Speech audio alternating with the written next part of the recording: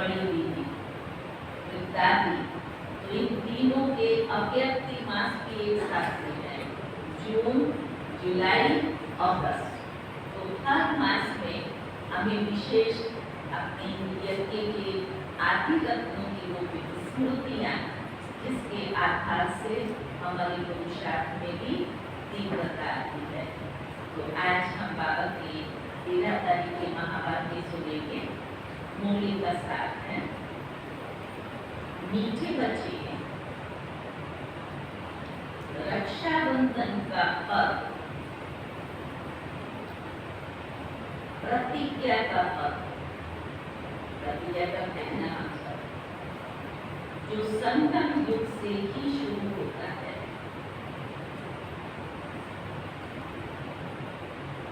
अभी तुम पवित्र बनने और बनाने के लिए प्रतिज्ञा करो। हम तो सब बाबा के पवित्र योगी बचे हैं ना, हम सबको पवित्रता का बंधन बंधा हुआ है, फिर भी हर वर्ष हम उस बंधन को फिर से टाइट करते हैं। कहाँ ना कहाँ लूज हो जाता है ना, तो बाबा को भी टाइट करने की जरूरत पड़ती है। प्रश्न है, तुम्हारे सब कार्य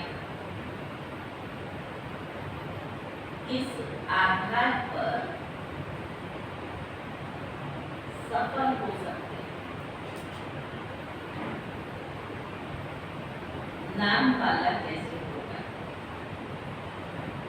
तो इस आधार पर हमारे सारे कार्यों की सफलता है। सफलता का आधार क्या है? ना बोलिए। हाँ, बाबा ने कहा है, ज्ञान बल के साथ साथ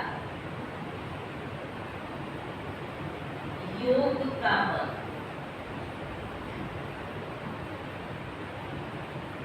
तो सब कार्य आप ही करने के लिए तैयार हो जाएंगे। योग बहुत गुप्त है, इससे तो विश्व का मालिक बनते हो। योग में रहकर समझाओ। तो बाबा ने कहा, अखबार वाले आप ही तुम्हारा संदेश छापेंगे। अखबारों से ही नाम वाला होना है।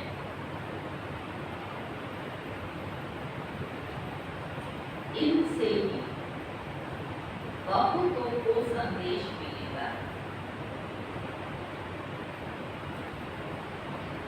ओम शांति।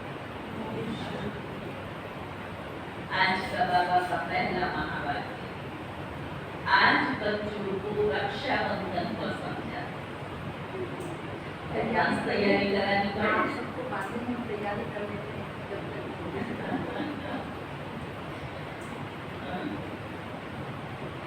क्योंकि अभी नजदीक है ना, रक्षाबंधन आ रहा है, बच्चे राखी बांधने के लिए जाते हैं।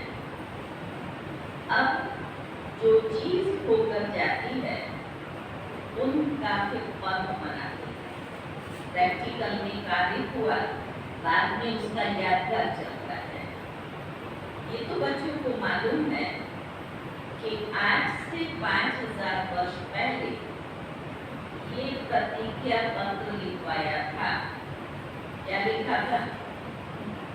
बाबा कहता है बच्चों को मालूम है, आज से 5000 वर्ष पहले ये प्रतिज्ञा पत्र लिखवाया था, जिसको बहुत नाम दिए हैं। ये है पवित्रता की निशानी। आज से 5000 वर्ष पहले बाबा ने हम सब बच्चों को ये पवित्रता का कंगन बांधा और उस पवित्रता के आधार पर वापस से जब ये पर्व मनाने शुरू किए तब वो यादगार के रूप में आया। बाबा ने कहा सबको कहना होता है कि पवित्र बंधे की राखी बंध, खाली धागा नहीं हम बांधते हैं, उसके अंदर मैसेज क्या देना है, पवित्र बंधे की राखी बंधो। ये भी जानते हो कि पवित्र दुनिया सतयुग आदि में ही होती है। इस पुरुषोत्तम संगम युग पर ही राखी का पर्व शुरू हुआ। किसने शुरू किया? हमने किया, हमने किया। जो फिर मनाया जाएगा जब भक्ति मार्ग शुरू होगा। इनको कहा जाता है अनादि पर्व। किसको? रक्षाबंधन को। तो ये अनादि है, बाकी पर्व अनादि नहीं है। रक्षाबंधन अनादि पर्व है, बाकी पर्व अनादि नहीं है। नहीं, क्या कहेंगे? हैं? क्या केवल रक्षाबंधन अनादि है? हाँ? क्या कहते हैं? सिर्फ रक्षाबंधन अनादि है। वो कैसे अनादि है? हम पवित्रता की राखी बांधते हैं, फिर आधा कल्प भी हम पवित्र रहते हैं, फिर द्वापर से उसका यादगार पर्व मनाते हैं। सुनो बाबा क्या कहते हैं। बाबा ने कहा वो भी कब से शुरू होता है? भक्ति मार्ग से, क्योंकि सतयुग में तो ये पर्व आदि होते नहीं हैं, ये होते ही हैं यहाँ। सब त्योहार आदि संगम पर्व वही फिर भक्ति मार्ग में शुरू होते हैं। सतयुग में कोई भी त्योहार होता नहीं, वहाँ हर रोज त्योहार है, इसलिए विशेष कोई त्योहार होता नहीं। उत्सव माना उमंग और उत्साह में रहना, तो वहाँ सदा उमंग उत्साह में है, खुशी में है, इसलिए वहाँ कोई त्योहार होता नहीं। बाबा ने कहा तुम कहेंगे दीपमाला होगी, सतयुग में दीपमाला होगी? होगी नहीं, सारे तो दीपक जगे हुए हैं, और घर में तो लक्ष्मी बैठी हुई है। अभी तो लक्ष्मी का आवाहन करते हैं, बुलाते हैं, कहाँ तो लक्ष्मी है ही है। तो बाबा ने कहा नहीं, वो भी यहाँ मनाते हैं, वहाँ नहीं होनी चाहिए। जो यहाँ मनाते हैं वो वहाँ मना नहीं सकते। निकाला गया, जो त्योहार हम यहाँ मनाते हैं वो वहाँ मना नहीं सकते। तो बाबा ने कहा ये सब कलयुग के पर्व। रक्षाबंधन मनाते हैं, अब ये कैसे मालूम पड़े कि राखी क्यों मनाई जाती है? तुम सबको राखी बांधती हो, कहती हो पावन बनो, क्योंकि अब पावन दुनिया स्थापन हो गई है। तो बाबा ने कहा कि मूर्ति के चित्र में लिखा हुआ है ब्रह्मा द्वारा स्थापना होती है पावन दुनिया की, इसलिए पवित्र बनाने के लिए राखी बंधन मनाया जाता है। परमात्मा पिता आकर के ब्रह्मा के द्वारा नई दुनिया की स्थापना कर रहे हैं, तो पुराने से नया बनाना, उस स्थापना का कार्य बाबा ने क्या किया? पतितों को पावन बनाते हैं, तो पावन बनने का रक्षाबंधन बांधा, जिससे वो पवित्र दुनिया की स्थापना करते हैं। तो बाबा ने कहा अभी है ज्ञान मार्ग का समय। तो बच्चों को समझाया गया है, भक्ति की कोई भी बात सुनाए तो उनको समझाना चाहिए। वास्तविकता क्या है, आध्यात्मिक रहस्य उसमें क्या समाया हुआ है, उनको उसका अर्थ समझाना चाहिए। हम अभी ज्ञान मार्ग में हैं। आज बार बार बाबा ये याद दिला रहा है, हमने भक्ति मार्ग हमारा पूरा हो गया और भक्ति का फल ज्ञान मिल गया। ऐसे भी जब बीज होते हैं, उसको पानी डालो, वृक्ष में जब फल निकल आता है तब बीज तो छिप जाता है। तो अभी हमें फल मिल गया, इसलिए भक्ति करने की दरकार नहीं है। तो बाबा ने कहा अभी हम ज्ञान मार्ग में हैं। ज्ञान सागर एक ही भगवान है जो सारी दुनिया को वाइसलेस बनाते हैं। भारत वाइसलेस था तो सारी दुनिया वाइसलेस। आदि में तो भारत ही था ना, अखंड भारत। जब भारत था तब बाबा ने कहा सारी दुनिया वाइसलेस। भारत को वाइसलेस बनाने से सारी दुनिया वाइसलेस हो जाती है। भारत को वर्ल्ड नहीं कहेंगे, भारत को खंड है विश्व। भारत को विश्व नहीं कहेंगे, भारत विश्व में एक खंड है। लेकिन जब बाबा आकर के नए विश्व की, नई दुनिया की स्थापना का कार्य करते हैं, तब भारत खंड जो अखंड था शुरू से चला आया है, तो सारे विश्व पर हमारी राजधानी स्थापन हो जाती है, तो एक ही भारत हो जाता है। उसको बाबा ने कहा भारत एक खंड है। भारत खंड में जरूर मनुष्य रहते होंगे। भारत सचखंड था, सृष्टि के आदि में देवी देवता धर्म था। उसको कहा जाता है निर्विकारी पवित्र धर्म, जिसको 5000 वर्ष हुए हैं। अभी ये पुरानी दुनिया, बाकी कितना समय है, पुरानी दुनिया में कितना समय है, कितना समय है, लोग क्या कहेंगे, पुरानी दुनिया को कितना समय है, थोड़ा। और जब समय थोड़ा होता है और कार्य ज्यादा होता है रहा हुआ, तो क्या करते हैं, कार्य की स्पीड बढ़ाते हैं, तब समय पर कार्य पूरा होता है। तो ये हमारे लिए भी सिग्नल है। अभी समय बहुत थोड़ा रहा हुआ है और हम अपनी संपन्न स्थिति को देखें, संपूर्ण निर्विकारी स्थिति को देखें। हम सब पवित्र हैं, लेकिन आत्मा की जो संपूर्ण निर्विकारी स्थिति है वो अभी संपन्नता में नहीं पहुंची है। और वो स्थिति अगर आपको बनानी है तो थोड़े समय के अंदर में हमें बहुत मेहनत करनी होगी, तब हम अपनी संपूर्ण निर्विकारी स्थिति को बना सकें। तो बाबा ने कहा बाकी थोड़े लोग हैं, कितना दिन वाइसलेस बनने में लगते हैं, पवित्र बनने में टाइम तो लगता है। तो बाबा ने कहा टाइम तो लगता है, यहाँ भी पवित्र बनने का पुरुषार्थ करते हैं। सबसे बड़ा उत्सव ये है। तो बाबा कहते हैं प्रतिज्ञा करनी चाहिए। क्या प्रतिज्ञा करेंगे? बाबा हम पवित्र जरूर बने। कंगना कौन सा बांधते हैं? पवित्रता।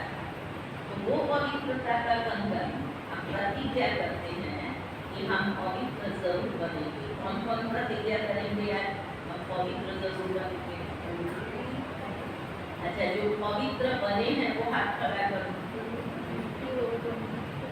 अच्छा, जो बनेंगे वो हाथ खड़ा करो।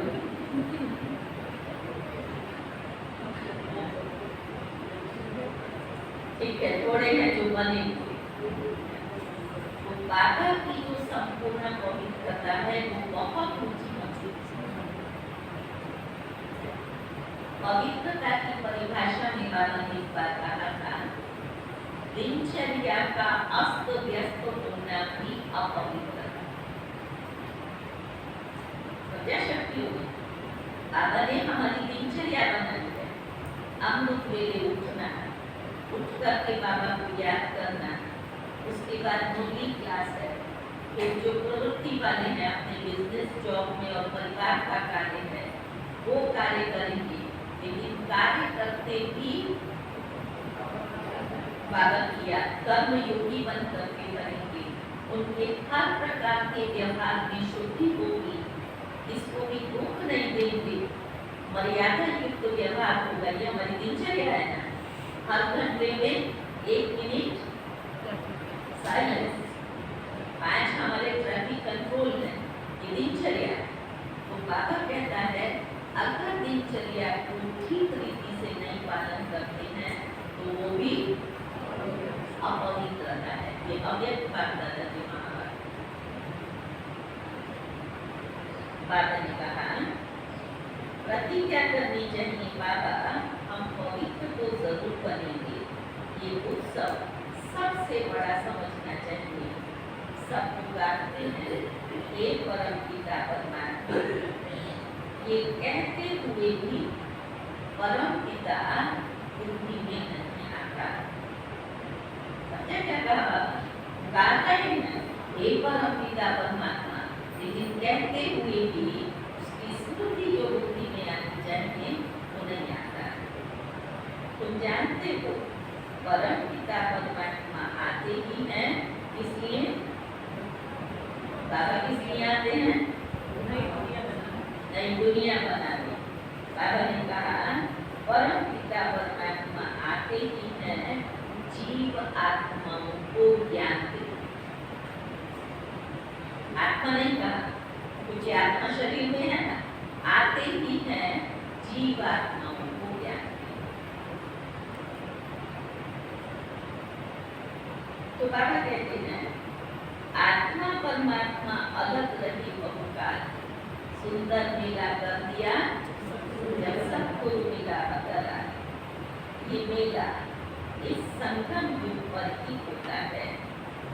कुंभ का मेला भी इसको ही कहा जाता है, जो हर 5000 वर्ष के बाद एक ही बार होता है। कौन सा कुंभ का मेला? आत्मा और परमात्मा का जो परमात्मा आत्मा और परमात्मा का मेला कल्प में एक बार होता है। और वो कुंभ मेला 12 वर्ष में एक बार होता है और 6 वर्ष में उसको अर्धकुंभी कहते हैं। वो मेला कुंभ का चलता है। हमारा 5000 वर्ष में एक ही बार होता है। बाबा ने कहा वो पानी में स्नान करने का मेला तो अनेक बार मनाते आए। आप में से गए ना कुंभ के मेले में? किसने कुंभ का मेला देखा? तो प्रयाग में या हरिद्वार में जो कुंभ मेला होता है नहीं गए हैं? अरे क्या दुकानें लगी हुई होती हैं। सारे भारतवर्ष में जितने सन्यासी हैं कुंभ के मेले में पहुंचे हुए होते हैं। सबके बड़े बड़े ये प्रदर्शनी उसके स्टॉल बने हुए हैं, भक्त आ रहे हैं। तब बाबा ने शुरू कराया था। अभी तो हर कुंभ मेले में हमारा मेला लगता है और अभी भी ये 12 मास के बाद वाला जो बड़ा कुंभ है प्रयाग में, मैं समझती हूँ शायद नवंबर मास में शुरू हो रहा है, नवंबर दिसंबर में। तो उसकी भी तैयारियां अभी से आरंभ हो गई हैं।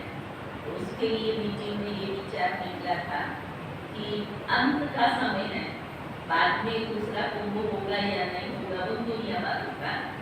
तो इस कुंभ मेले का हम सब ब्रह्मा वंशों को मिलकर के बहुत धामधूम से वो मेला बनाना चाहिए। कहाँ पर होने वाला है? प्रयाग में।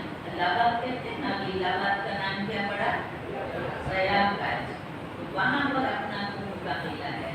तो वहाँ के भाई बहने और सब लगे हुए हैं गवर्नमेंट से हमें बड़ी जगह मिले ताकि हम बहुत अच्छी रीति से अपने बाबा को प्रत्यक्ष कर सकें। तो हम सबका भी उसमें सहयोग रहेगा ना। हम सब के सहयोग से तो बाबा का एक विशेष कार्य संपन्न होगा। यहाँ से बैठे भी हम अपनी मनसा साकार देंगे, जिससे वो सारे कार्य सहज रीति से सफल हो सके। आज बाबा ने कहा ना, सहज सफलता को पाने का साधन क्या है? सहज सफलता को पाने का साधन क्या है?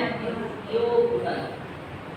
तो हम सब का ये योग बल उस कुंभ मेले को सफल बनाएगा। बाबा ने कहा वो है भक्ति मार्ग, ये है ज्ञान मार्ग। संगम को भी कुंभ कहा जाता है। 3 नदियां वास्तव में है ना, दो तो एकदम स्पष्ट दिखाई देती हैं, दोनों का पानी भी एकदम क्लियर दिखाई देता है। ये नदी आ रही है, ये नदी आ रही है प्रयाग में, और तीसरी नदी को वो कह देते हैं गुप्त। तो वो बाबा कह रहे हैं गुप्त नदी हो कैसे सकती? जब नदी बह रही है उसी को नदी कह रहे हैं ना। तो दो तो स्पष्ट दिखाई दे रहे हैं, तीसरी को गुप्त कहते हैं, वो कैसे हो सकता है? बात कहते हैं तुम्हारी ये गीता गुप्त है, सत्य ज्ञान की गीता, तुम्हारी ये गीता गुप्त है। तो ये समझाया जाता है तुम योग बल से विश्व की बादशाही लेते हो। इसमें नाच तमाशा आदि कुछ भी नहीं। इसे प्राप्त करनी है योग बल। वो भक्ति मार्ग पूरा आधा बल चलता है। यहाँ नाच तमाशा नहीं है। उस कुंभ के मेले में आप देखो क्या सुबह सुबह से सबसे पहले यहाँ जब 73 में कुंभ का मेला था हरिद्वार में, मेले में मैं देखो सब बहुत छोटी थी, दादी चंद्रमणि हमारी मेला इंचार्ज होती थी। तो हमारे स्टॉल के मंडप के बाजू में ही रजनीश जी का स्टॉल था और सामने में दूसरा किसी का था। तो रोज सुबह उठकर के 4 बजे से लेकर के वो जो माइक पर टेप चालू कर देते और इतना जोर जोर से कीर्तन होता था, ऐसे लगता था पता नहीं पंडाल में कितने लोग बैठे हुए। और आप जाकर के देखो तो सारा पंडाल खाली पड़ा हुआ है, माइक और टेप काम करता है और सामने में हमारा स्टॉल था।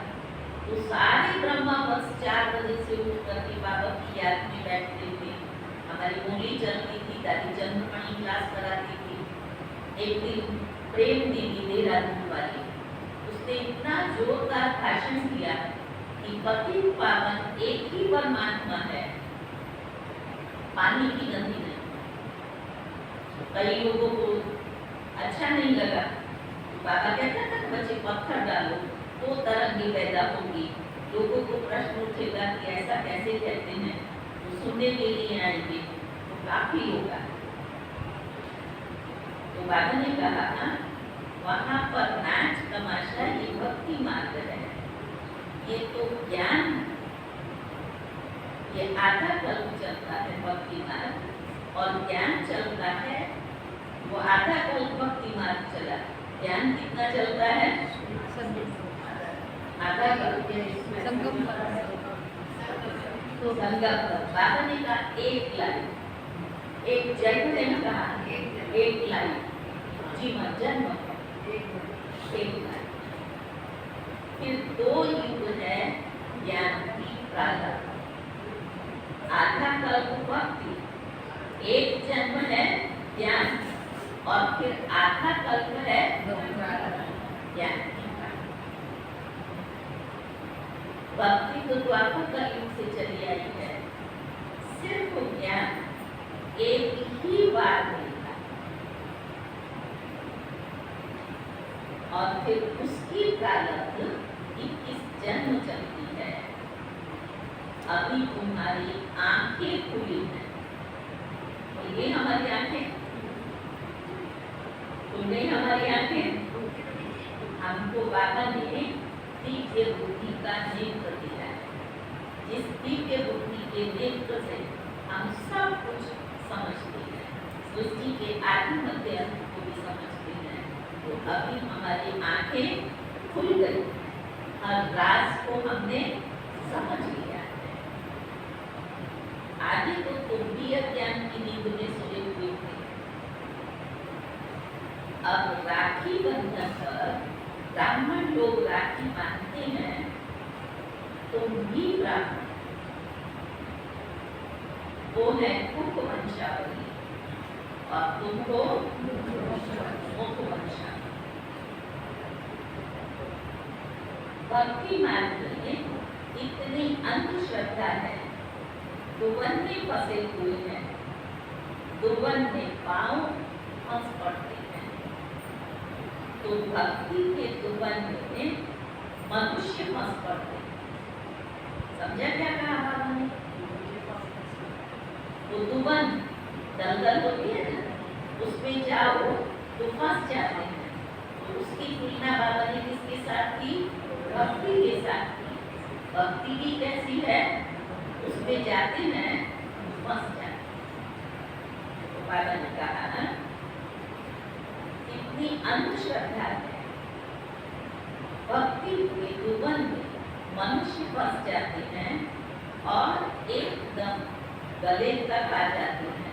यहाँ तक हम सब भक्ति के दुवन में फंसे हुए थे। फिर क्या हुआ? इतनी छोटी बाकी रह गई तो बाबा ने आकर के बच्चों को खींच करके बाहर निकाल दिया। ये तो मेरे बच्चे हैं, ये कहाँ फंसते जा रहे हैं? तो बाबा ने कहा जब बाकी छोटी रहती है पकड़ने की, तो फिर पकड़ने के लिए मुझको चाहिए। बच्चे बहुत मेहनत करते हैं समझाने की। सुना, हमारी सेवा से बाबा खुश है कि बच्चे बहुत मेहनत करते हैं समझाने की।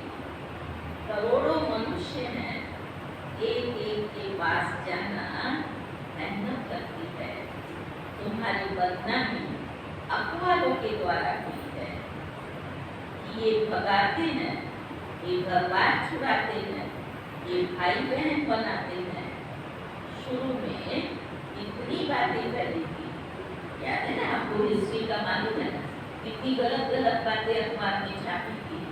एक बार की कलकत्ते का किस्सा बाबा सुनाते थे, तो कलकत्ते में पेपर में उन्होंने बहुत खराब खराब विद्यालय के लिए लिखा।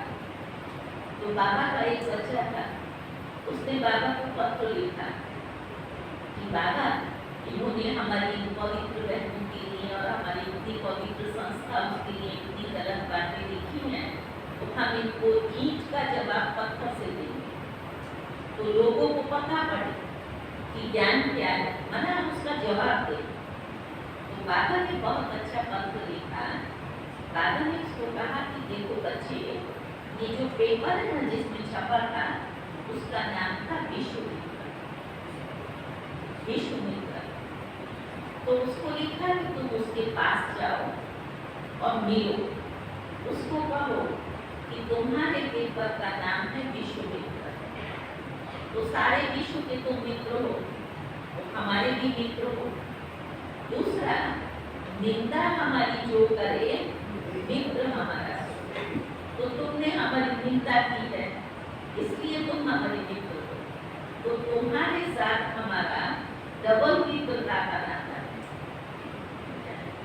ऐसे उनको समझा करके फिर सेंटर पर बुलाया। उनको सेंटर पर बुलाया, बोला मेरे पास में टाइम नहीं है, सिर्फ 5 मिनट के लिए मैं आऊँगा।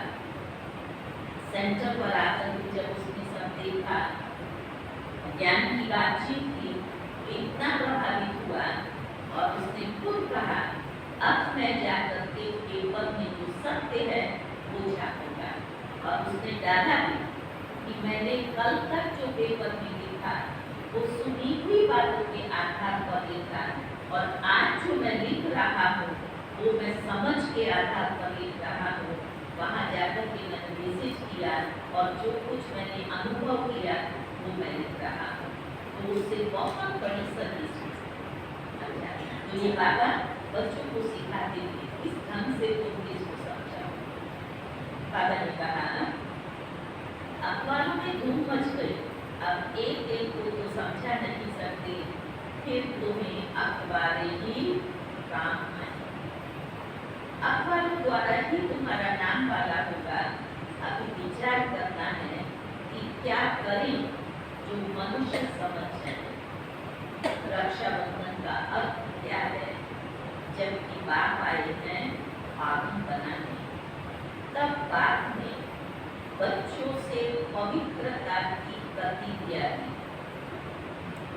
तो ना बाबा को हमारे से कौन सा सहयोग चाहिए? पवित्रता का, क्योंकि पवित्रता ही सुख शांति की जड़। पतितों को पावन बनाने वाले ने राखी बांधी। ये भी हमारा बाध्य है ना, हमें राखी किसने बांधी? जो पतितों को पावन बनाने वाला परमात्मा है, उसने हमें पवित्रता का बंधन बांधा है। अब अनेका श्री कृष्ण का जन्म मनाते हैं, फिर जरूर वो गद्दी पर बैठा होगा। कोरोनेशन अभी दिखाते नहीं है। सत्युगादी में लक्ष्मी नारायण थे, उनका कोरोनेशन हुआ होगा ना, राजतिलक हुआ, उसकी सारी सेरेमनी हुई होगी ना। आप में से देवता दादी को भी जानते हैं? एक बार सुना है। तो देवता दादी को बाबा ने ये सारी साक्षात्कार कराया। और वो मैथन आई थी, वो 3 दिन उसने लगातार एक ही टॉपिक को 2-2 घंटे तक बैठ करके सुनाया। उन्होंने कैसे ट्रांस में देखा, और जब कोरोनेशन मनाया जाएगा तो निमंत्रण राजाओं को कैसे दिया जाता है, कैसे अपने पुष्पक विमान में आते हैं, आतिशबाजी कैसे होती है, सारा दृश्य का उन्होंने वर्णन किया। सारी क्लास बैठी बैठी उठे ही नहीं। 2 घंटा हुआ, 2.5 घंटा हुआ, ऐसे सबको लगता था जैसे हम स्वर्ग में पहुंच गए, राज दरबार में पहुंचे हुए। तो बाबा ने सब कुछ प्रैक्टिकल में दिखाया। यही बाबा आज कह रहे हैं, प्रिंस का जन्म मनाते हैं और कोरोनेशन लक्ष्मी नारायण माना जो गद्दी पर बैठते हैं, उनका कोरोनेशन होता है स्वयं का। दीपावली पर कोरोनेशन होती है, बड़ा पक्का होता है, वो है सत्युग का। संगम की जो बात है, फिर से बाबा कहते हैं, वो वहाँ नहीं होती।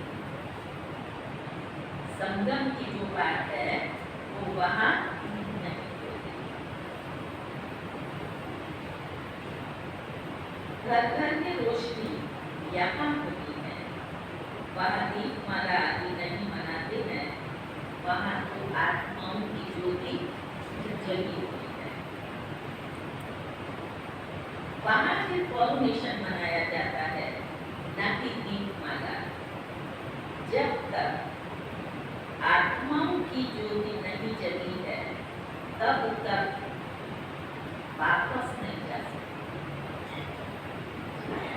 बाबा आकर के आत्माओं की ज्योति जगा रहे हैं। जब तक ज्योति नहीं जगी है, तब तक हम वापस घर नहीं जा सकते। तो अब ये सब पथित हैं, उनको पावन बनाने के लिए सोच करना चाहिए, बच्चों का चिंतन चलना चाहिए। बच्चे सोच कर जाते हैं बड़े बड़े आदमियों के पास। बच्चों की बदनामी हुई है इसके द्वारा, अभी अभी ऊपर कहा बाबा ने, अखबार हो गया, फिर नाम भी होगा अखबार। थोड़ा पैसा दे दो तो अच्छा डालेंगे। अब तुम पैसे कहाँ कर देंगे, और उसमें तो इतना सा डालने का, 1 इंच का, इतना इसका पैसा बहुत होता है ना अखबार का। तो बाबा ने कहा पैसा कहाँ कर देंगे। पैसा देना भी रिश्वत है,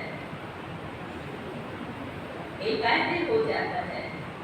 फिर बाबा ये कहता है आजकल तो रिश्वत बगैर कोई काम चलता ही नहीं।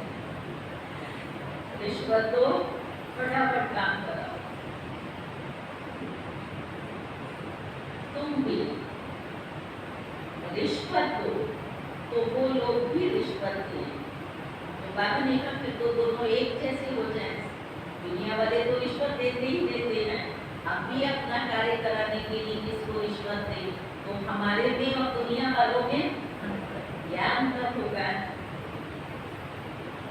यहाँ तुम्हारे पास है योग बल की बात, रिश्वत नहीं। हम बाबा के कार्य की साधा से कराते हैं योग बल। योग बल इतना चाहिए इतना जो कोई से भी तुम कार्य करा, कोई भी कार्य हो तो योग के आधार से तुम उसे करो। करते रहना है। ज्ञान का बल तो तुम्हारे में भी है, इन चित्रों आदि में ज्ञान है। योग गुप्त है, अपने को आत्मा समझ बात को याद करना है। बेहद का अवस्था देने के लिए वो है कि गुप्त, जिससे तुम विश्व के मालिक बनते हो। तो बाबा ने कहा तुम कहाँ पर भी बैठ बात को याद कर सकते हो। सिर्फ यहाँ बैठ कर ही साधना नहीं करना है ना। हम यहाँ ही बैठे, बाबा के घर में बैठे तब हमारा योग लगे, मधुबन में जाकर के बैठे तब योग लगे। तो बाबा कहता है नहीं, तुम याद तो बाबा को कहाँ भी कर सकते हो। आप सब कर सकते हैं ना, घर में रहते हुए बाबा को याद करते हैं ना, करते हैं ना। तो बाबा ने कहा ज्ञान और योग दोनों सहज हैं, सिर्फ 7 दिन का कोर्स कर लिया बस, जास्ती दरकार नहीं। फिर तुम जाकर और उनको आप समान बनाओ। बात है ज्ञान का, शांति का साधन। तो ये 2 बातें मुख्य हैं। 2 बातें कौन सी? ज्ञान और इनसे तुम शांति का वसा ले रहे हो। याद भी बड़ी सूक्ष्म, साधारण चीज नहीं है, याद बहुत गहरी है। तो याद भी बड़ी सूक्ष्म है। तुम बच्चे घर बाहर में चक्कर लगाओ, बाप को याद करो, पवित्र बनना है, दैवी बुद्धि धारण करना है। अब बाबा शिक्षा देते हैं कोई भी अवगुण नहीं होना चाहिए। हमारे में कोई भी अवगुण नहीं होना चाहिए। काम का भी भारी अवगुण। बात कहते हैं अब तुम पति मत बनो, हर स्त्री सामने हो, तुम अपने को आत्मा समझ मुझ बात को याद करो। और बाबा के ज्ञान की वो कमाल है। सबसे पहले बाबा ने हमें ज्ञान दिया, आत्मा को ये तीसरा नेत्र मिला, जो दैहिक भाव से, दैहिक संबंध से हम एक को देखते थे। किसी ने देखा ये मेरी स्त्री है, ये मेरा पति है। बाबा ने पवित्र बनने की पहली विधि हमें क्या सिखाई? आत्मा आत्मा जब हमारी वो दृष्टि परिवर्तन हुई कि ये आत्मा भी परमात्मा की संतान है, ये उसका बच्चा है, मैं आत्मा भी उसका बच्चा हूँ, तब हमारी दृष्टि बदलती है। और दृष्टि बदलने के बाद हमारा दृष्टिकोण बदल जाता है। संबंध का दृष्टिकोण था, भाई भाई में बदल गया। तो बाबा कहते हैं स्त्री सामने हो तो अपने को आत्मा समझ में बात को याद करो। देखते हुए भी क्या करो? ना देखो। हम तो अपने बाप को याद करते हैं, वो तो ज्ञान का सागर है ना। तुम उनको आत्ममान बनाते हैं तो तुम भी ज्ञान का सागर बनते हो। इसमें मूंझना नहीं चाहिए। बाबा आत्ममान बना रहा है, ज्ञान की हर बात का स्पष्टीकरण, मूंझना नहीं चाहिए। वो है परम आत्मा, परम धाम में रहते हैं, इसलिए उनको कहते हैं परम आत्मा। वो तो तुम भी रहते हो परम धाम में, तो हम भी तो वहीं से आए हैं, वो तो तुम भी रहते हो। तो बाबा ने कहा अब नंबर बार पुरुषार्थ अनुसार तुम ज्ञान लेकर, सुना, एक ही बाबा एक ही ज्ञान दे रहा है। अभी भी सब एक ही बाबा की मुरली सुन रहे हैं, कौन कौन मुरली सुन रहे हैं, हाथ खड़ा करो। सब सुन रहे हैं और बाबा क्या कह रहा है, नंबरवार सुन रहे हैं। नंबरवार सुन रहे हैं या एक जैसा सुन रहे हैं, नंबरवार सुन रहे हैं। कभी ये बुद्धि बाहर चली जाती है, कभी ये कान सुनना बंद कर देते हैं, तो नंबरवार हो गए। हम किसके सामने बैठे हैं, हमारा टीचर कौन है, ऑलमाइटी अथॉरिटी हमारा टीचर, ज्ञान का सागर बाबा हमारा टीचर है। तो इतनी हाईएस्ट अथॉरिटी के सामने हम बैठे हैं, तो हम पढ़ने वाले स्टूडेंट कैसे होंगे। मालूम हमारी दीदी क्या करती थी, दीदी हमेशा कहती थी कि बहुत बड़ा टीचर है और इतना रिगार्ड से, दीदी की इतनी एज थी, शारीरिक तकलीफ भी थी, तो भी डेली दीदी नीचे ऐसे सामने बैठती थी। तब तो यज्ञ के अंदर सोफे कुर्सियां नहीं थी, हम सब कहाँ नीचे बैठ करके पढ़ते थे। दीदी के हाथ में हमेशा पेन डायरी, स्टूडेंट माना पेन डायरी, और डेली ही देखते उसमें से इतने अच्छे प्रश्न उत्तर होता। एक बार दीदी को किसी ने कहा उंगली चलती है, इतना जल्दी हम लिख नहीं पाते हैं। दीदी कहती 3 पॉइंट लिखो जल्दी। तो लिखने से क्या होता है, उस पॉइंट पर हमारा अटेंशन जाता है, और जिस पर अटेंशन जाता है उस पर हमारा चिंतन चलता है। और जब आपका उसके ऊपर गहरा चिंतन चलेगा तो 2 बातें फायदा होगा। एक तो हम पश्चिमतन से मुक्त हो जाते हैं, दूसरा अपना ही चिंतन किया हुआ खजाना वो हमेशा खुशहाल। तो बाबा क्या कह रहे थे, नंबरवार पुरुषार्थ अनुसार ज्ञान दे रही हो। पास की गौना जो होते हैं उनको कहेंगे पूरा ज्ञान सागर बनते हैं। पास की गौना होंगे उनको बाबा क्या कहेंगे, ये पूरा ज्ञान सागर बनेंगे। बाप भी ज्ञान का सागर, तुम भी ज्ञान के सागर। आत्मा कोई छोटी बड़ी नहीं होती है, परम पिता भी कोई छोटा बड़ा नहीं होता है। ये जो कहते हैं हजारों सूर्यों से भी तेज हो मैं, बाबा ने कहा ये सब है तो थोड़े।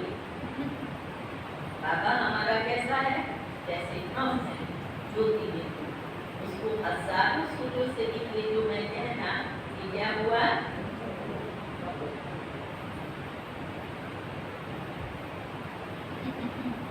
बुद्धि में जिस रूप से याद करते हैं वो साक्षात्कार हो जाता है। इसमें समझ आत्मा का साक्षात्कार व परमात्मा का साक्षात्कार, बात तो एक हो गई।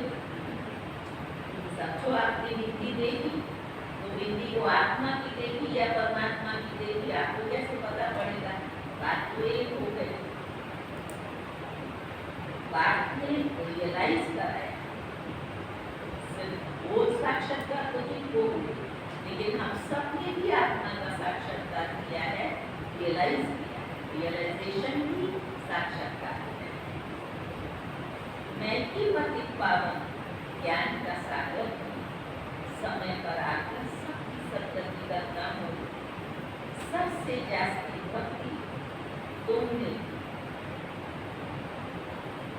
फिर बात भी तुमको पढ़ाते हैं। ना भगवान किसको पढ़ाते हैं?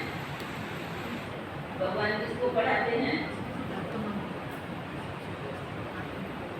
जिसने सबसे जास्ती, सुनो किसने? पापा ने कहा सबसे जास्ती भक्ति तुमने की है, फिर बात भी तुमको ही पढ़ाते हैं। रक्षाबंधन के बाद कृष्ण जन्माष्टमी होती है और उसके बाद फिर दशहरा होता है। वास्तव में दशहरे के पहले तो कृष्ण आ न सकते। उन्होंने बताया कृष्ण कब आएगा? विजयादशमी हम किसकी मनाते हैं? 5 तक तो उस पर हम विजय प्राप्त करते हैं, तब सत्य की दुनिया आती है ना। बाकी का दशहरे के पहले तो कृष्ण आ नहीं सकता। दशहरा पहले होना चाहिए, फिर कृष्ण आना चाहिए। ये हिसाब भी तुम निकालेंगे। पहले तो तुम कुछ भी नहीं समझते थे, अभी बात तुम्हें कितना समझदार बनाते हैं। टीचर समझदार बनाते हैं ना। अभी तुम जानते हो कि भगवान का स्वरूप क्या है? बिंदु। भगवान बिंदु स्वरूप है और झाड़ कितना बड़ा है, उसका विस्तार कितना है। क्योंकि झाड़ कितना बड़ा है, आत्मा एक ऊपर से इनके रूप में आती है और वहां पर हम बिंदु रूप में रहते हैं। मीठे मीठे बच्चों को समझाया गया है। वास्तव में बाबा कहता है 1 सेकंड की बात तुम्हें समझदार बनने में कितना समय लगता है? आज बाबा कहता है 1 सेकंड में तुम समझदार बन जाओ। ऐसी है क्या? हम 1 सेकंड में समझदार बन गए तो रोज ये बोली सुनने के लिए क्यों आने का? तो समझदार हो गए। जिस घड़ी हमें बाबा की निश्चय होता है तो 1 ही सेकंड, तो 1 सेकंड में हम समझदार बनते हैं। लेकिन प्रारब्ध पद पाने के लिए हम पुरुषार्थ। तो बाबा ने कहा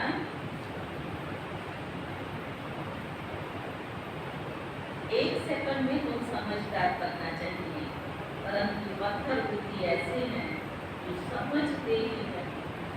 बाबा कितना समझाते हैं तो भी समझते नहीं हैं।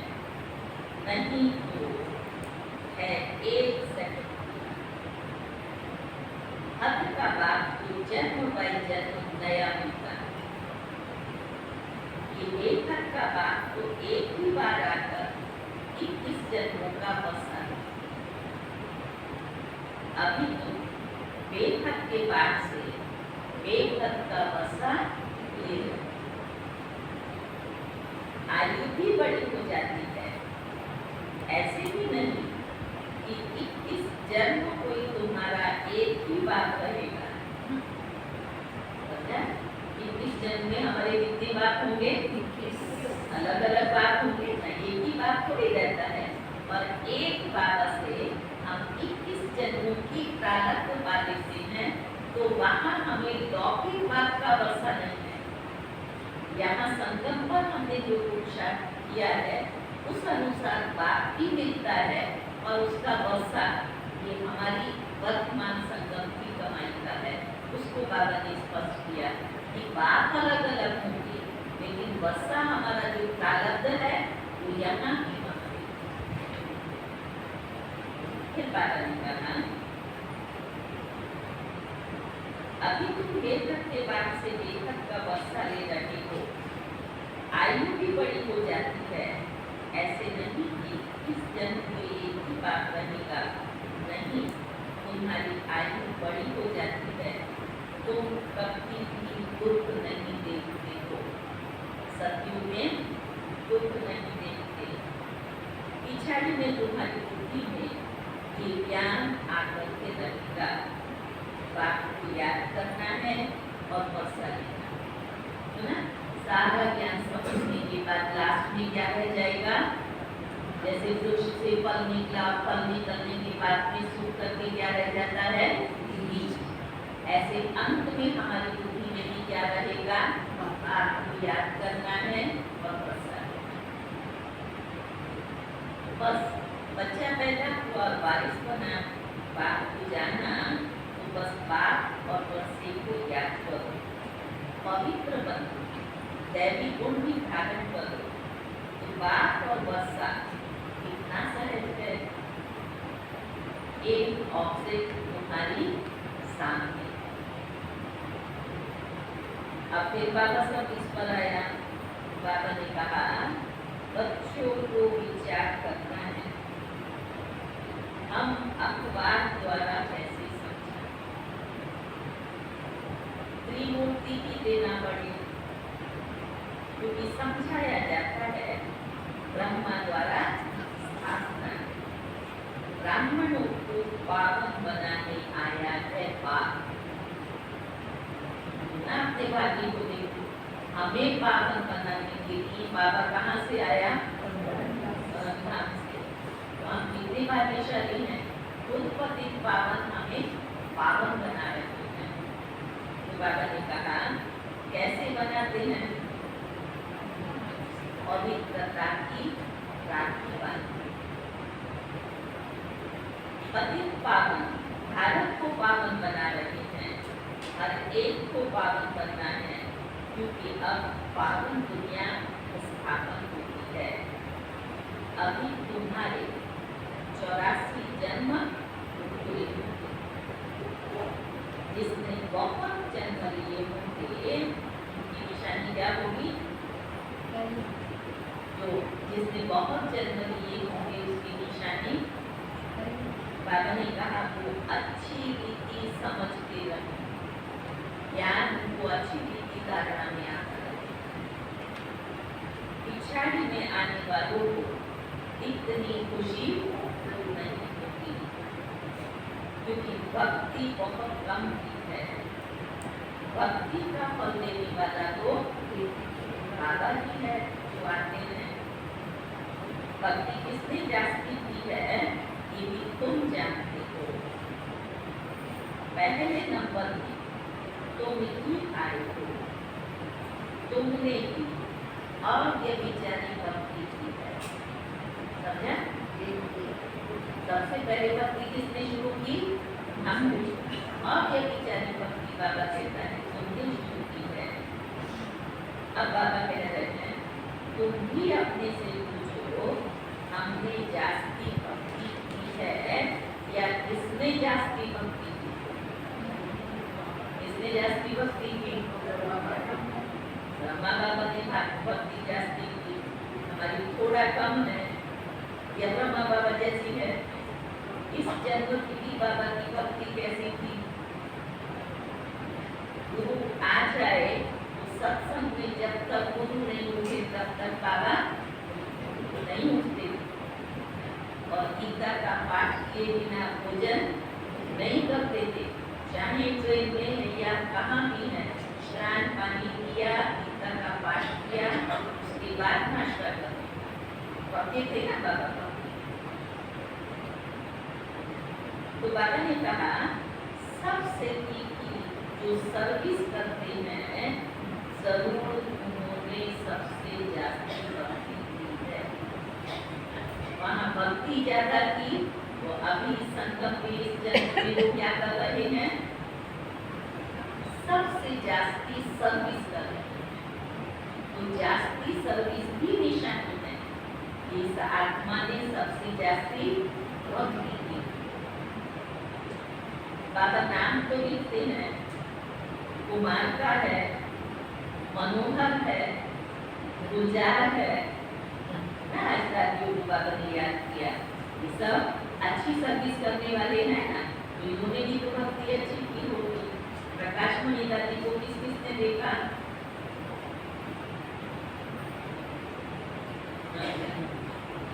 मनोहर दादी को किसको गुलजार दादी को, हमारी पीढ़ी गुलजार दादी को तो सबने देखा नहीं, उसकी बात की भी कोई रचना है। अच्छा, जिसने नहीं देखा गुलजार दादी को, अभी उनकी होना इसमें क्या है, 3 साल आदमी होंगे रहे ना। हाँ, तो इसलिए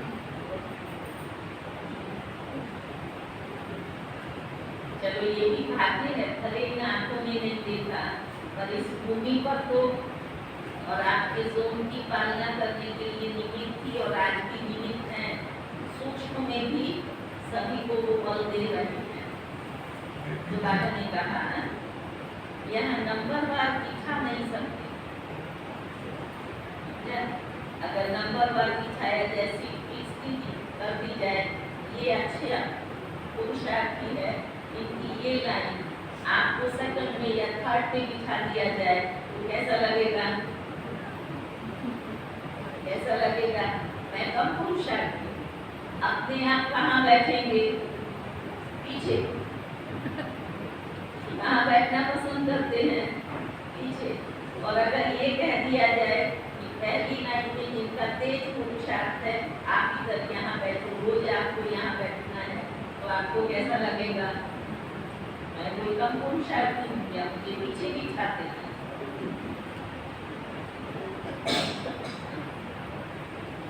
तो बाबा ने कहा नंबरवार तो होते हैं, यहाँ नंबरवार बिठा नहीं सकते, तो विचार करना है रक्षाबंधन का अखबार में कैसे डालें।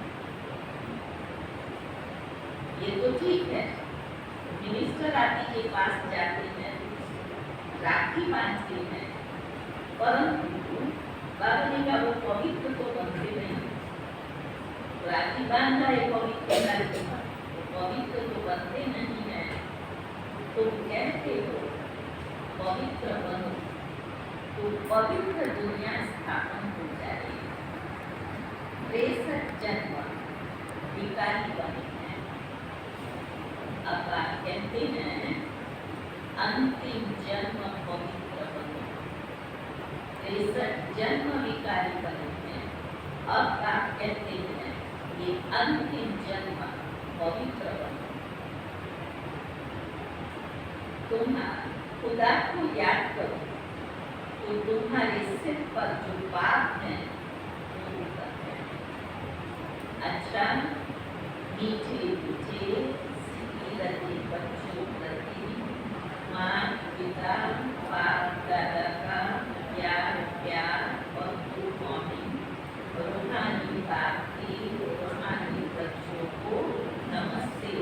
हम रूहानी बच्चों की रूहानी माँ पिता बाप दादा को मेरा प्यार, गुड मॉर्निंग, डायमंड मॉर्निंग और नमस्ते। आज विदाई की पहली वन क्या होगी? इतना बाबा ने सुनाया तो क्या धारणा में होगा? आज का पवित्र बनना है और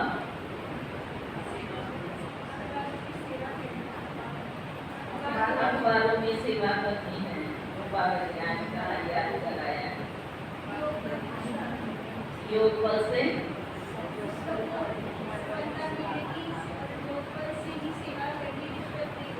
रिश्वत नहीं देनी है, योग बल से सेवा करानी है। तो बाबा ने कहा है पास विद ऑनर होने के लिए बाप समान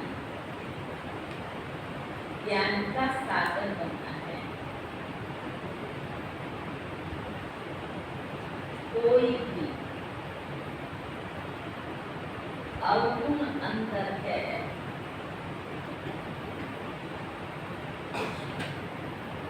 तो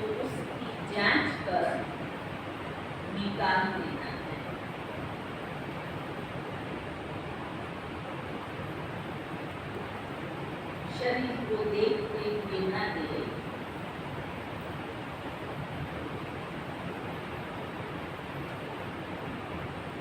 आत्मनिश्चय कर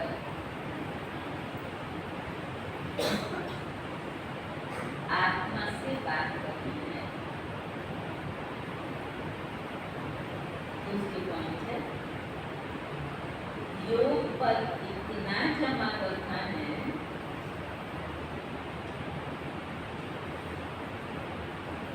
जो अपना हर काम सहज हो जाए।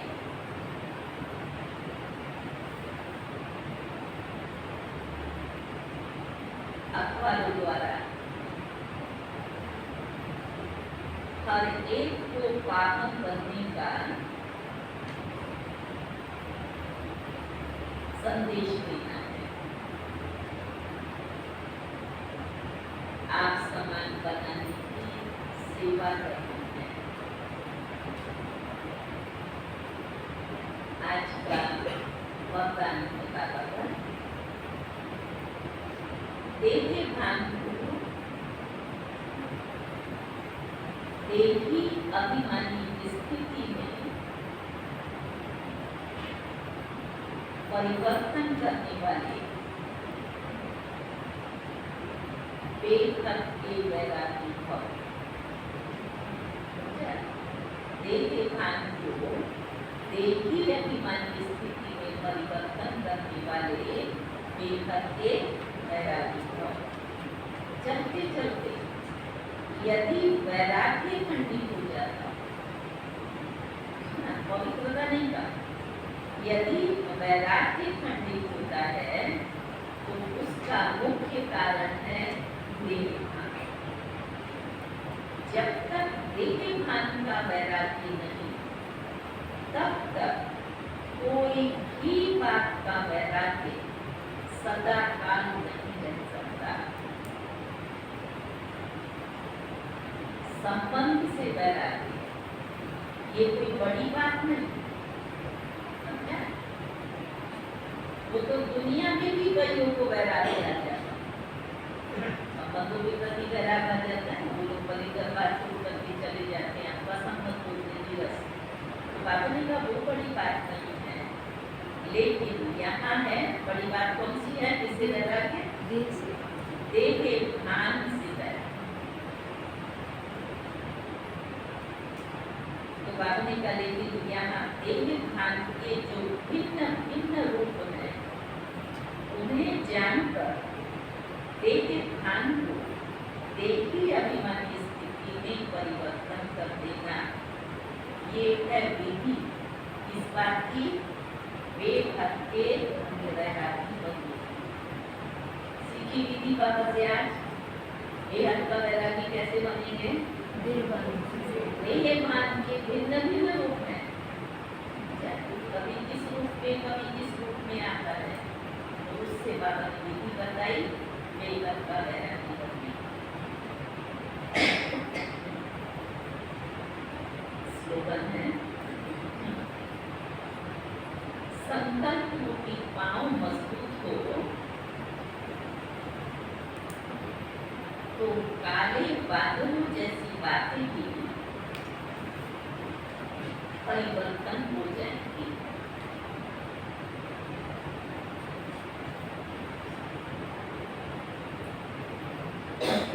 आज का बाबा का इशारा है,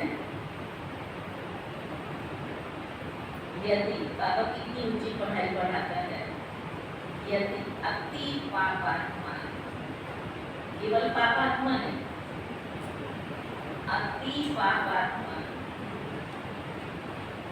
अति अपराधी,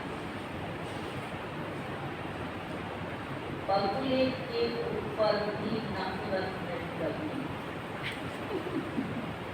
अति अपराधी बगुले के ऊपर भी नफरत, और ये आ जाए तो बगले तो नहीं है, करना भी नहीं चाहते हैं, लेकिन ये नफरत छोड़ती भी नहीं।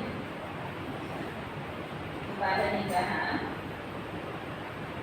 घृणा नहीं, निरादर नहीं, लेकिन विश्व कल्याणकारी स्थिति में स्थित हो। विधि सिखा रहा है सबसे पहले हमारी स्थिति कौन सी हो, मैं आत्मा विश्व कल्याणकारी, और उस विश्व कल्याणकारी की वृत्ति से क्या होगा, ये भी एक आत्मा है, इसका भी मुझे कल्याण करना है। तो बाबा ने कहा विश्व कल्याणकारी स्थिति में स्थित हो, फिर रहम दिल पर तरस की भावना रखते, इतनी सारी बातें सिखा रहा है। स्थिति विश्व कल्याण की, भावना रहम दिल, फिर बाबा ने कहा रहम दिल पर तरस की भावना रखते हुए सेवा का संबंध समझकर सेवा, जितने होपलेस केस की सेवा करेंगे, ये भी सुनो, जितने होपलेस केस की सेवा करेंगे उतना उतने की प्राइज के अधिकारी बनेंगे। नहीं होता है, इसको ये मेडल मिला, फिर ये दूसरा मिला, तीसरा मिला, मेडल मिलते जाते हैं ना। तो यहाँ बाबा क्या कह रहे हैं, इससे जितने होपलेस केस अच्छे किए हैं उसको उतना ही ज्यादा प्राइज मिले, और नानी ग्रामी विश्व कल्याणकारी गाए जाएंगे, पीस मेकर की प्राइज भी लेंगे। तो हमें क्या करना है, ऐसी आत्मा बाबा ने कभी होपलेस को कहा अति अक्कार, अति, अभी सोचना जरा इसके ऊपर, तो थोड़ा सा अवकार करे तो हमारी वृत्ति बदल जाती है। ये है भगवान की बात। ये वरदान जो बाबा ने दिया है, इस पर आप थोड़ा हाईलाइट करेंगे, थोड़ी ड्रामेटिक कर सकते हैं। आज का जो वरदान ये इशारा, आपका इशारा जो नफरत, घृणा,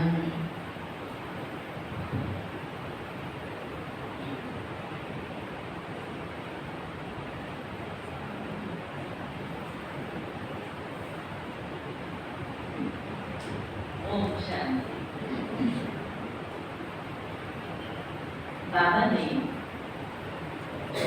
इन सब धारणाओं का जो आधार बताया है वो है हमारी आत्मिक दृष्टि। और यदि इतिहास को देखते हैं तो ये स्थितियां हमारी दादियों ने प्राप्त की थी, राइट है? कोई भी दादी, चाहे वो दादी प्रकाशनी है, दादी गुलजार है, या दादी जानकी है, बाबा मम्मा है, मैं हमेशा अपने पुरुषार्थ के लिए इन आत्माओं के पुरुषार्थ को देखती। तो इन सब ने पहला पुरुषार्थ ये किया, अपनी अंदर की दृष्टि और वृत्ति को परिवर्तित, इसको बाबा ने आज देवनाथ का, हमारा सबका ये पहला लेसन अभी बख्श। आत्मा भाई भाई की जो दृष्टि थी वो बनी है, लेकिन पसंद, इसके कारण से अच्छी दृष्टि से हम आत्मिक भाव से देखते भी हैं, लेकिन अंदर में जो देहभान का संस्कार है वो हमारी उस दृष्टि को परिवर्तित करता है, अंदर बैठा हुआ है। बाबा मम्मा ने और दादियों ने क्या किया, उन्होंने शुरू से ही जो आज बाबा ने ये विधि बताई कि मैं विश्व कल्याणकारी आत्मा हूँ, इस स्थिति को स्वीकार किया और अभ्यास किया। उस समय पर बहुत सारे लोग थे, बहुत सारे, सारा दुनिया कह सकते हैं, जो बाबा के अगेंस्ट थे, सारे विपरीत थे, विरोधी थे, संघर्ष करते थे। लेकिन ऐसी परिस्थिति में बाबा को उस ऊंची स्टेज पर बैठता था 2 बजे उठ करके अंधेरे बैठा हुआ है एकांत में चिंतन मनन में गहरा कि मैं विश्व कल्याणकारी आत्मा हूँ। ये जो निंदा करने वाले हैं, ग्लानि करने वाले हैं, ये भी मेरे बच्चे। समझने की बात ये है कि एक तो उनका अपना मानसिक स्थिति को उन्होंने इतना ऊंचा बनाया और जब इस बात को अंदर से एक्सेप्ट कर लिया कि मैं विश्व कल्याणकारी हूँ, बाबा की बुद्धि में था मैं प्रजापिता हूँ, तो ये सब मेरे बच्चे हैं जो अनजान हैं। दादियों की बुद्धि में था ये सब हमारे भाई बहन। ये दृष्टि परिवर्तन से जब सामने वाला अपकार करता था, बाबा को गालियां देता था, तब बाबा बड़े साक्षी होकर शिव बाबा की याद में मगन बैठा होता। ये मेरा बच्चा है, ये मुझे नहीं जानता है, मुझे इसको वो पावर देनी है। दृष्टि के द्वारा बाबा को शक्ति करेंट देता है, जिससे सामने वाले की जो वृत्ति है उसमें परिवर्तन है। तो बाबा की आत्मिक दृष्टि का अभ्यास, बाबा के पास योग बल था। अब यही स्थिति हमें अपनी बनानी, जो कर रहा है वो अज्ञान का वश कर रहा है। भले ज्ञानी तो आत्मा है, लेकिन बाबा ने कहा अगर अज्ञानता का कर्म है तो उस समय पर वो ज्ञानी तो आत्मा है। समझो मैं अभी गुस्सा कर रही हूँ, मैंने बहुत अच्छा क्लास कराया, तो उस समय मेरी वो ज्ञानी तो आत्मा की स्थिति हुई। अभी जब मैं गुस्सा कर रही हूँ तब मैं ज्ञानी तो आत्मा हूँ। अगर मैं ज्ञानी तो आत्मा होती तो मैं गुस्सा करती नहीं। अब इन दो में अंतर क्या है? वो है ज्ञानी तो आत्मा जिसने ज्ञान को धारण किया, वो है ज्ञान को समझने वाली आत्मा जिसने ज्ञान को समझा है लेकिन इसलिए ज्ञान परफेक्ट सुनाया मैंने, कर्म में नहीं है। और ज्ञानी तो आत्मा की स्थिति क्या थी? उसने परिस्थिति के समय पर ज्ञान को यूज किया, जिसके कारण उसे गुस्सा नहीं है। और बाबा के साथ जो कनेक्शन जुड़ा हुआ था वो प्योर वाइब्रेशन उसको मिले। बहुत अभ्यास चाहिए, मेहनत है, पुरुषार्थ है। दादियां ऐसे थोड़ी बनी, कूट करके इन्होंने अभ्यास किया, तब आंतरिक वृत्तियां बदली। और जब वो बदली हैं, इतना साक्षी होकर के एक बार दादी के पास भी कोई बहन को जैसा वैसा बोल रही थी, या यज्ञ में काफी टाइम पहले की बात है, यज्ञ में भी अन्याय होता है, ऐसा है वैसा है, और दादी के लिए भी कुछ बोला। दादी इतना आराम से बैठी हुई और सुन रही, जैसे उसका बोलना पूरा हुआ, बड़े प्यार से दादी ने उसको दृष्टि दी, बोली बस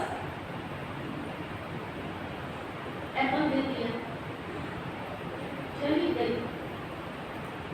दादी को पूछा कुछ नहीं हुआ, आपको ये कितना खराब बोल रही थी, ऐसा बोल रही।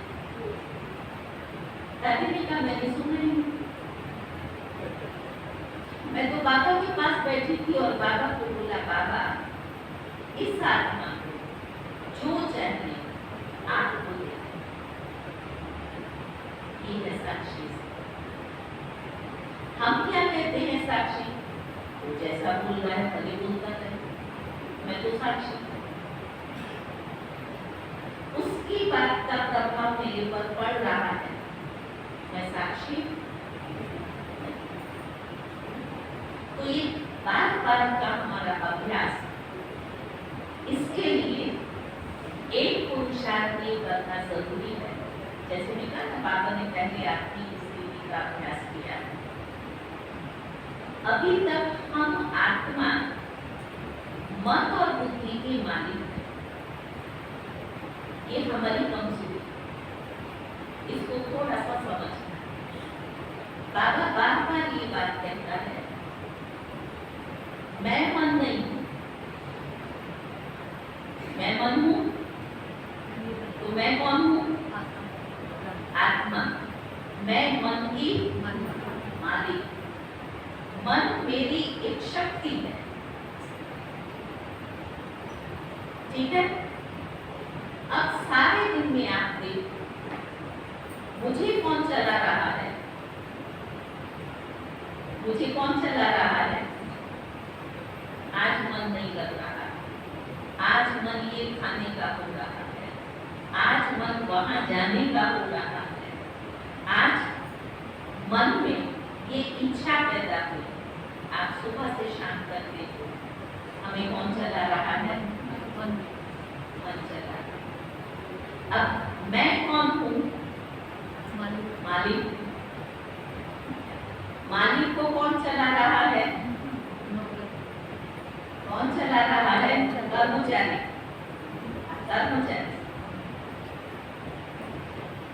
अब जिसके ऊपर, जिस मालिक को कर्मचारी चलाना होगा, उसका राज्य क्या होगा? ये हमारे अभ्यास की कमी है। ये अभ्यास बार बार दिन में, मैं ये हूँ, गाड़ी में बैठे हैं, घर में बैठे हैं, कहाँ जा रहे हैं, फ्री हैं, मैं ये हूँ।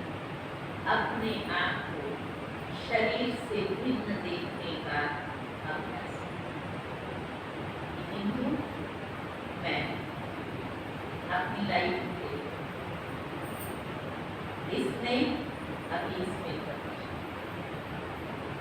अब मैं एक फिर इससे बाहर देखूं, वास्तव में मैं ये मेरा है। जब आप दिन में बार बार ये अभ्यास करेंगे, धीरे धीरे आपके अंदर कंट्रोलिंग होगा। हम इस चीज को लूज छोड़ रहे हैं, ये चला रहा। मुझे अपने अस्तित्व की असली पहचान, मैं अजर अमर अविनाशी आत्मा, मुझे कुछ नहीं होता है। ये जो मेरे साथ में मन जुड़ा हुआ है, ये गड़बड़ कर रहा है। आजकल परिवारों में आप देखो, खानदानी परिवार, बच्चे बिगड़े हुए हैं, तो उस खानदान का नाम खराब किसने किया? किससे हुआ? बच्चों से हुआ। आप जैसा चाहते हैं वैसा नहीं करते हैं, क्योंकि बच्चों के ऊपर ये प्रभाव है वातावरण का। ऐसे ही मैं मालिक हूँ, मैं खानदानी हूँ, अजर अमर अविनाशी हूँ। ये मन जो है, ये बच्चा है, मुझे इसके अनुरूप नहीं चलना, इसको मुझे अपनी अथॉरिटी से चलाना। तो जब मैं और मेरे का अंतर हम कर्म में महसूस करेंगे और वहां पर भी उसको कंट्रोल करेंगे कि तुम्हारा ये रोल है, तुमको ये प्ले करना है, मुझे अपनी अथॉरिटी से अपने को चलाना है, तो धीरे धीरे हमारी आत्मिक बुद्धि मजबूत हो और हमारा व्यर्थ खत्म। जब व्यर्थ खत्म होता है, तब बाबा के साथ में हमारा कनेक्शन जुड़ता है और फिर बाबा की वो पावर आता है। हम नहीं कर सकते, वो ताकत हमारे में नहीं है। हमें सिर्फ सेल्फ को रियलाइज करना है, बाकी बाबा के ऊपर छोड़ते हैं, तो बाबा हमारे द्वारा वो कार्य कराता है। तो अपने आप को उस अथॉरिटी से और बार बार में ऐसी आत्माओं को दिल से क्षमा। अब हम सबका जो रोल है, वो पालना का रोल। मुझे कोई पालना दे, वो पाठ पूरा हो गया। अब हम सबको पालना देंगे। हम पालना देने वाले बाबा के बच्चे हैं, तो पालना देने में कोई भूल करता है, वो करता है, उसको दिल से क्षमा करें, बाबा से सॉरी मांगे और उस आत्मा के कल्याण की भावना रखें। मेरे पास कई अनुभव है, हम उन आत्माओं को बहुत दिल से चेंज कर सकते हैं, लेकिन आता है खुद के पीछे हमें बहुत मेहनत करनी पड़ती है। अपने आप को आत्मा करके आपके सामने जुड़े, सूक्ष्म जो हमारी वाइब्रेशन, जो नेगेटिव इमेजिन है, वो उसको नेगेटिव कर। तो ज्ञान बहुत ऊंचा है और अभ्यास पुरुषार्थ बहुत मेहनत मांगता है। बाबा नहीं कहते बच्चे मानसिक कर थोड़े। तो आप सब बाबा के रजोरी निवासी वो बच्चे हैं जिन्होंने तो इस यज्ञ में जिस पर साकार बाबा की दृष्टि पड़ी, उस भूमि पर बैठे हैं। हमारी दादी रुक्मणी जो बाबा की यज्ञ की वो विशेष आत्मा थी, उसकी इस पवित्र और शक्तिशाली कर्मी पर बैठे हुए हैं। इसलिए आप सब भाई बहन से मिल करके हमेशा हमको खुशी हो। नाम भी क्या है? शक्ति है। तो शक्ति दीदी के साथ में जो पढ़ने पढ़ाने वाले भाई बहने हैं वो कैसे होंगे? शक्तिशाली होंगे। समझा? सर्वशक्तिवाद में शक्ति महत्व निमित्त बनाया। आप सबको शक्तिशाली बनाने के लिए आप सभी भी अपने संगठन की एकता और मजबूती के द्वारा हम सब बाबा को प्रत्यक्ष करने के निमित्त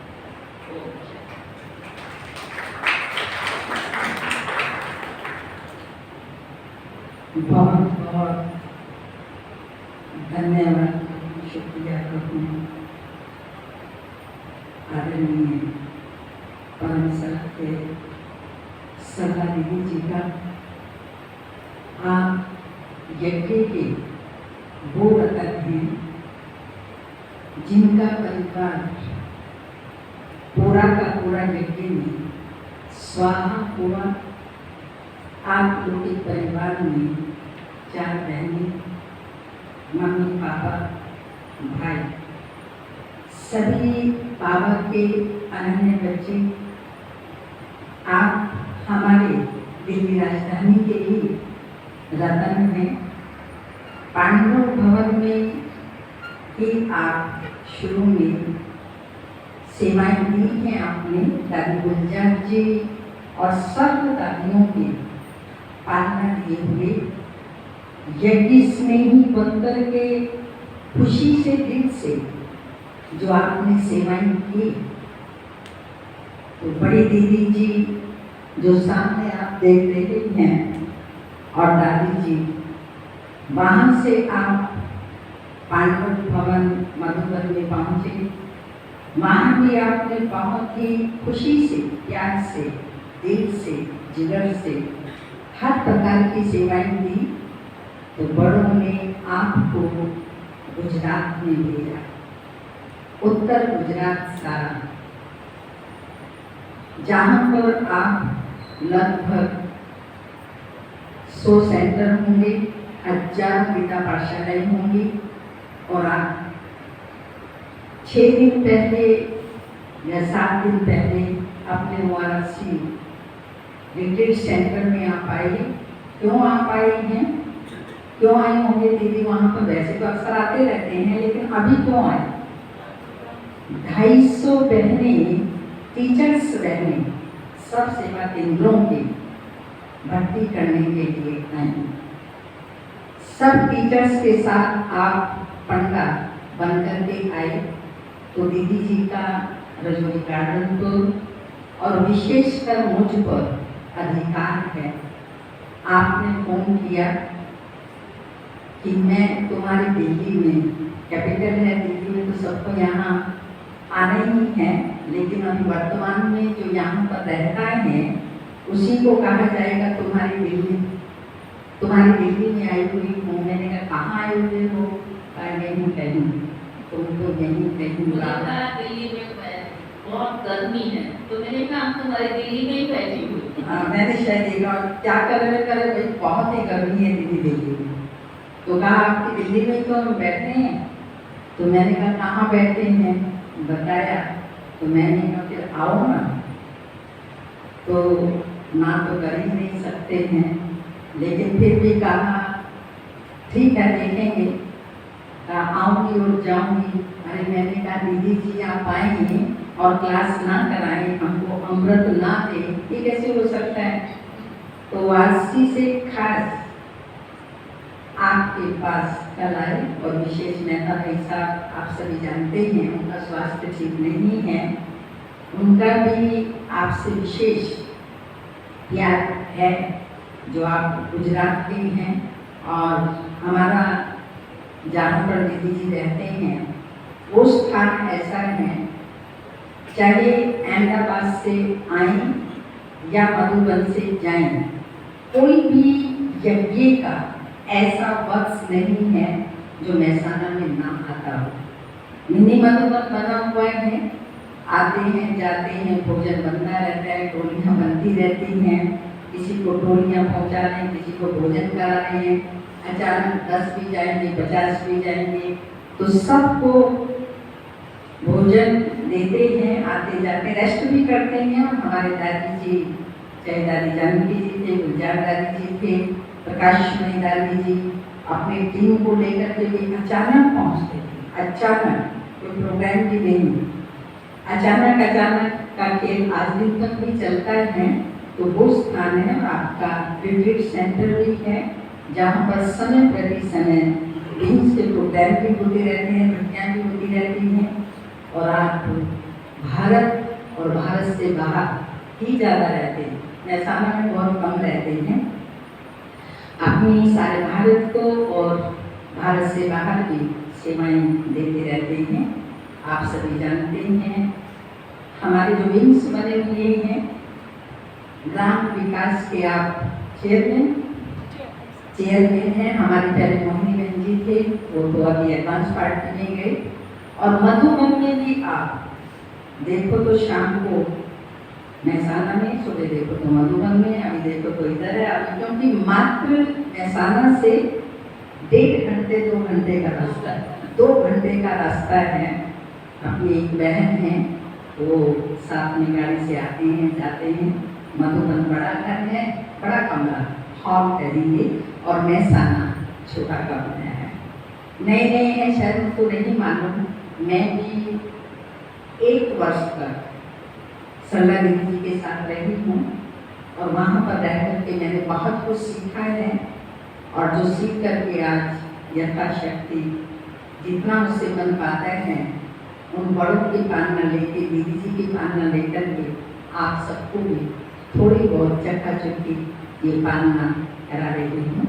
लेकिन मैंने अपने जीवन में बहुत से सेवा केंद्रों पर मैं गई, कहाँ 4 दिन 10 दिन 15 दिन रहना हुआ, लेकिन रजौरी गार्डन रुक्मणी दादी और दूसरा महसाना सेवा केंद्र मैंने देखा, जहाँ पर इतना डिसिप्लिन जैसे अपने मधुबन में, ऐसे ही आज दिन तक हम भी उसको फॉलो कर रहे हैं।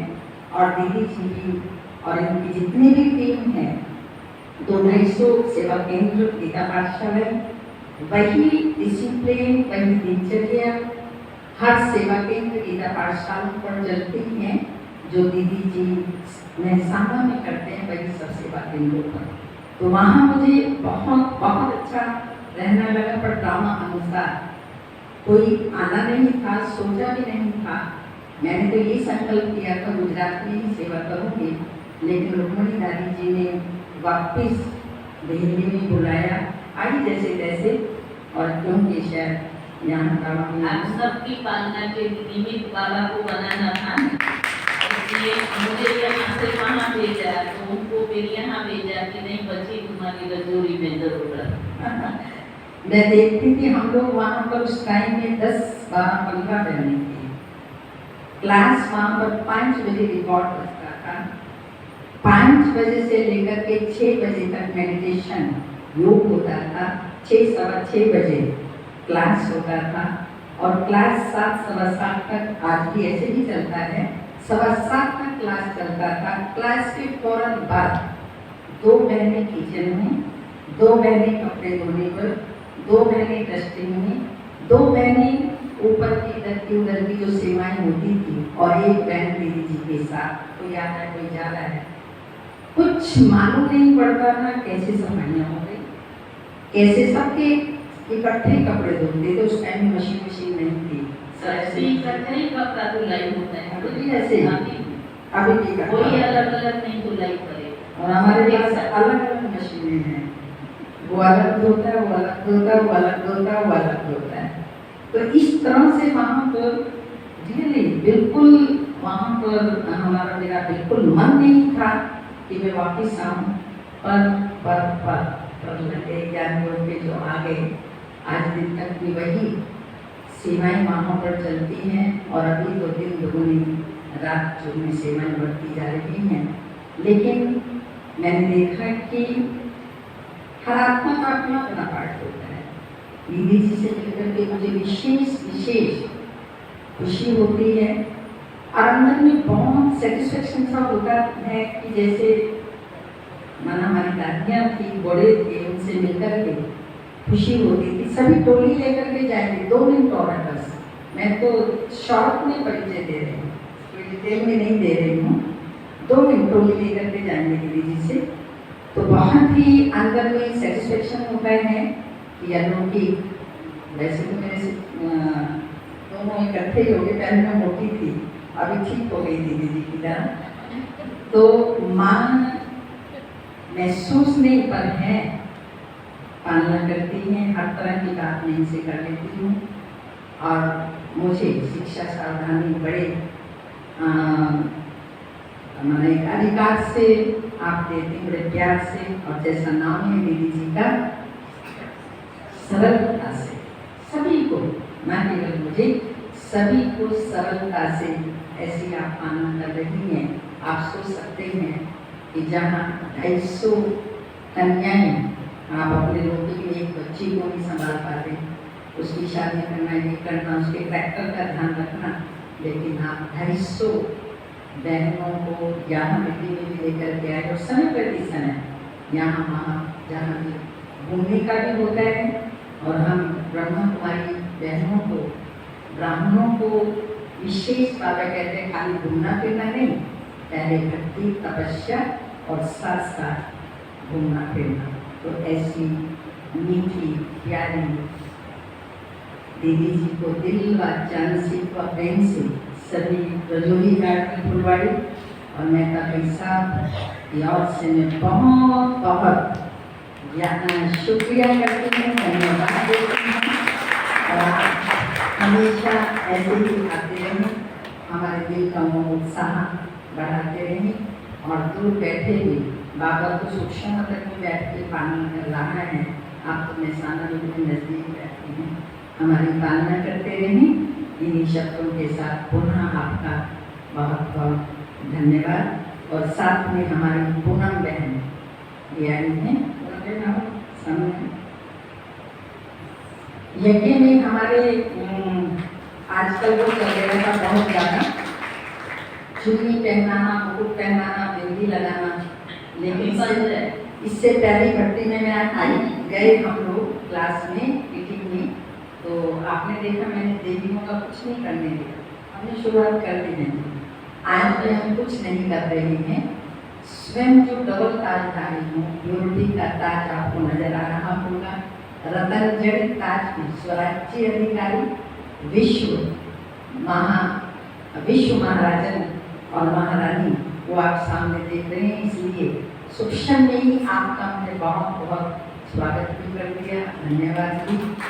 अभी सब इधर से आएंगे 2 दिन योग के बाद, और दीदी जी से इधर से टोली लेकर के इधर से करके फिर जाएंगे। पुनः बहुत बहुत धन्यवाद, आप सबका भी बहुत धन्यवाद, क्योंकि आप सभी ने प्यार से दीदी जी को और बाबा की मुरली सुनी।